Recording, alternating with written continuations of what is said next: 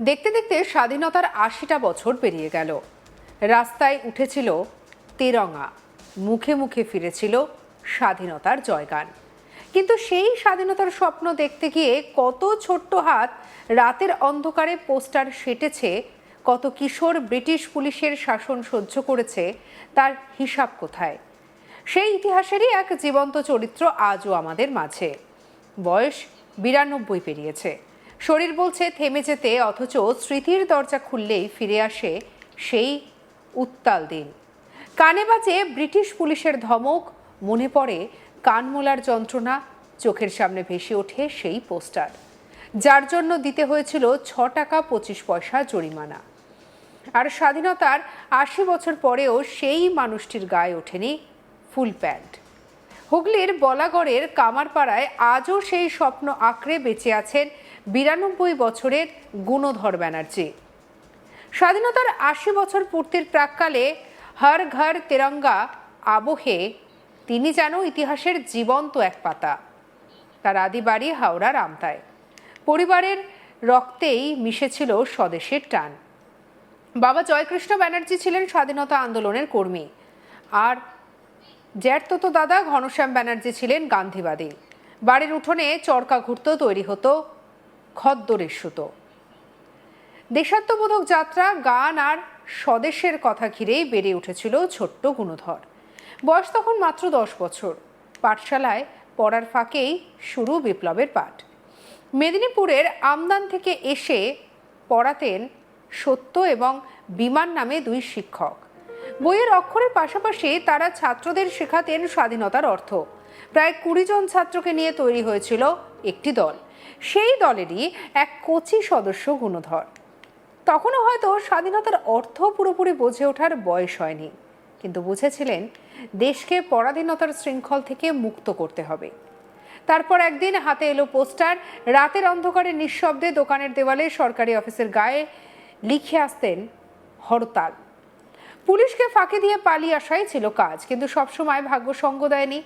সরকারি অফিসে পোস্টার লাগাতে গিয়ে ধরা পড়লেন। ব্রিটিশ পুলিশ জরিমানা করলো ৬ টাকা ২৫ পয়সা। আর সেই ছোট্ট বয়সে জুটল কানমোলা। শাসনের ভয় ছিল, কিন্তু ভয়কে জয় করার জেদও ছিল। স্বাধীনতার পর কংগ্রেসের রাজনীতিতে যুক্ত হন গুণধরবাবু। ১৯৬৪ সালে মহিপালপুর পঞ্চায়েতের উপপ্রধান নির্বাচিত হন। ১৯৭০ সাল থেকে ১৯৭৮ সাল পর্যন্ত একই পঞ্চায়েত প্রধান হিসেবে দায়িত্ব সামলান। উপপ্রধান থাকাকালীন গ্রামের উন্নয়ন এবং আলোচনার জন্য গান্ধীঘর তৈরি করেন। ২৪টি গ্রামের মানুষ সেখানে বসে আলোচনা করতেন। আর এই কাজে তাকে সাহায্য করেছিলেন ক্যাপ্টেন শচীন্দ্রলাল ব্যানার্জি। জীবনে কোনোদিন ফুল প্যান্ট পরেননি, আজও পরেন সাদা খদ্দরের ধুতি ও পাঞ্জাবি। গান্ধীজিকে দেখেই এই জীবনচর্চা শুরু। বাবার মৃত্যুর পর গুণধর বাবুর বোনের বিয়ে হয় বলাগড়ে। তখন থেকেই তিনি চলে আসেন বলাগড়। দেশ গড়ার কাজে অবদানের জন্য অজস্র বিপ্লবী প্রফুল্ল সেন, শান্তিমোহন রায়ের কাছ থেকে রক্তরাঙা একটি মেডেল পেয়েছিলেন গুণধর বাবু। সেই মেডেল আজও তার কাছে সযত্নে রক্ষিত রয়েছে। কি বলছেন শুনবো গুণধর ব্যানার্জির কথা। তারা আমাদের বুঝিয়ে দিত, সেইভাবে আমরা পুস্তক নিয়ে লাগাতাম। কি লাগাতেন ওখানে? ওখানে লাগানো হতো সাধারণত ওই হরতাল। হরতাল কথা লেখা থাকতো, হর একা ল। কেন হতো? আচ্ছা, এই 4টে অক্ষর লেখা থাকতো। সেইগুলো নিয়ে গিয়ে এবার দোকানে দোকানে দোকানে দোকানে মেরে দেওয়া হবে। আমি তাদের সাথে থাকতাম, যেখানে ইয়ে করা হচ্ছে। বাবার আমাকে নাও নিয়ে যেত, ইয়ে জায়গায় অনেক। এবার ভাগ ছিল, এখান থেকে ওর, ওখান থেকে ওর। তখন তো দোকান খুব কম না, 2-3টে দোকান, এইভাবে।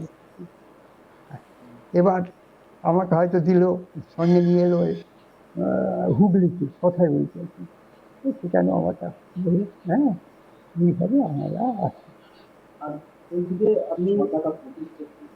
বলছি আচ্ছা, এইটা হয়ে গেছিল মারতে গিয়ে এখন আমার নামটাই হয়ে গেল, মেরেছিল ওপরে, আমার নামটাই হয়ে গেল।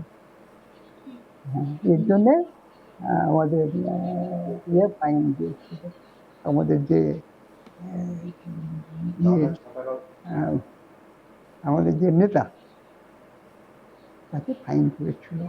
এটা ছোটাতে চলে না, পুলিশকে দিতে হয়েছিল। আপনার ফাইন হয়েছিল? হ্যাঁ হ্যাঁ, আচ্ছা। আমার নাম করে দিয়েছি, কিন্তু আমি আসলে সেখানে দূরে ছিলাম, কিন্তু আমাকে ধরিয়ে দিল। আপনি কি স্বাধীনতার সঙ্গে যুক্ত ছিলেন? হ্যাঁ, আমি স্বাধীনতার সঙ্গে যুক্ত। মানে কত বছর বয়স থেকে যুক্ত ছিলেন? আমি এই 9 বছর বয়স থেকেই ঘোরাঘুরি, ওনাদের সাথে ঘোরাঘুরি করেছি। হ্যাঁ, কি করতেন কি করতেন? কি ওনাদের যে সমস্ত কিছু কিছু প্রয়োজন ছিল, সেই প্রয়োজনগুলো হয়তো দোকান যাওয়া, হ্যাঁ, একটু জল এনে দেওয়া, দুটো এইভাবে। আর তারপরে পুলিশ আসছে কিনা, কোনো বিদেশি হয়তো সাদা ড্রেসে আসছে কিনা, এই সমস্ত লক্ষ্য রাখা। হ্যাঁ, আমি আর হচ্ছে সচি বলে একটা লোক। গুণধর বাবুর 3 ছেলে। ছোট ছেলে মাধব ব্যানার্জি স্কুল শিক্ষক। তিনি বলেন, আমাদের পরিবারের সকলেই গান্ধীজির স্বদেশী আন্দোলনের সঙ্গে ওতপ্রোতভাবে জড়িত ছিল। বাড়ির মেয়েরাও চরকার সুতো কাটার কাজ করতেন। বাবা যাদের কাছে পাঠশালায় পড়াতেন, সেই শিক্ষকরাও ছিলেন বিপ্লবী। ছোটবেলা থেকেই বাবা গান্ধীর আদর্শ সামনে রেখে চলেন, তাই এখনো পর্যন্ত ফুল প্যান্ট পরেননি, খদ্দরের ধুতি পাঞ্জাবি পরেন তিনি। গুণধর ব্যানার্জির ছেলে মাধব ব্যানার্জি কি বলছেন শুনবো। বরাবরই গান্ধীবাদী আন্দোলন থেকে গান্ধীজির ডাকে সাড়া দিয়ে আমার পরিবারে আমার ঠাকুরদাদা, আমার ঠাকুরদাদারই বয়সী প্রায় আমার বাবার দাদা স্বর্গীয় ঘনশ্যাম বন্দ্যোপাধ্যায়, এরা সবাই সক্রিয়ভাবে গান্ধীজির আহ্বানে, গান্ধীজির সমস্ত আন্দোলনে, স্বদেশী আন্দোলনে ওতপ্রোতভাবে যুক্ত ছিল। তাদের বাড়িতে চরকারও কাজ হতো, চরকাতে সুতো কাটা হতো, বাড়ির মেয়েরাও এই সমস্ত কাজে যুক্ত ছিলেন। বাবা ছোটোবেলা থেকে যে পাঠশালায় পড়তেন, সেই পাঠশালার গুরুরা মেদিনীপুর থেকে এসে ওনাকে ট্রেনিং দিতেন। ওনাদেরকে, শুধু ওনাকে নয়, আরও অন্যান্য ছাত্রদেরকে ট্রেনিং দিয়ে দেশপ্রেম জাগাতে হবে। তারাও, এই গুরুরাও ছিলেন এক ধরনের বিপ্লবী। তারা এই সমস্ত, এই ছোট ছেলেদের কাজে লাগানো হতো। হরতাল যেদিন, এরা ভোরবেলায় গিয়ে বা রাতের অন্ধকারে হরতাল দোকানে লিখে দেয়া, বিভিন্ন জায়গায় কোনো সরকারি অফিসে, পোস্ট অফিস বা এই সমস্ত জায়গায় লিখে দিত। তাছাড়া পাড়াতে বা এলাকাতে যদি পুলিশ ঢোকে, তারা এসে বিপ্লবীদেরকে জানাতো। বিপ্লবীরা বা এরা আবার বাড়িতে এসে জানাতো, মায়েরা তখন সেই শাঁখের ধ্বনি বাজিয়ে। অন্যদিকে অধ্যাপক পার্থ চ্যাটার্জি কি বলছেন শুনবো। স্বাধীনতা সংগ্রামী গুণেন্দ্রনাথ বন্দ্যোপাধ্যায় বলাগড়ের মহিপালপুরে থাকেন। ওনার ছাত্র অবস্থাতে যে সময় হাওড়ার একটি স্কুলে উনি পড়তেন, তখন মাস্টারমশাইদের উৎসাহেই স্বাধীনতা সংগ্রামে তিনি যোগ দিয়েছিলেন। এবং ওর কাছ থেকেই গল্প শোনা যে তিনি নেতাজি সুভাষচন্দ্র বসুর আদর্শে প্রাণিত ছিলেন, কিন্তু কোনোদিনই স্বাধীনতা সংগ্রামী হিসেবে কোনো অর্থ কোথাও থেকে নেওয়ার জন্য উনি চেষ্টা করেননি। পরবর্তী সময়ে উনি মহিপালপুর গ্রামে আদর্শ গ্রাম তৈরিতে বিরাট ভূমিকা নিয়েছিলেন। সঙ্গে রাখুন আজ তাক বাংলাকে সাবস্ক্রাইব করতে ভুলবেন না।